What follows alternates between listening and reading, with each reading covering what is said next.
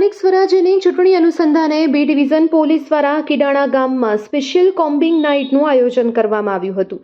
પૂર્વ કચ્છ એસપી સાગર બાગમારની સૂચનાથી Gandhidham B division police મથકના PI SV Gojiya સહિત 3 પીએસઆઈની ટીમે કિડાણા ગામમાં મેગા સર્ચ ઓપરેશન હાથ ધર્યું હતું।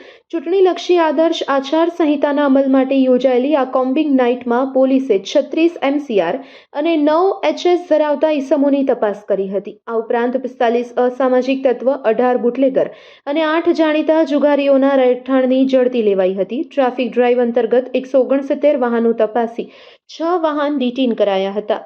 પ્રોહિબિશનના 3 કેસ અને એમવી એક્ટ કલમ 185 હેઠળ 1 કેસ નોંધાયો હતો।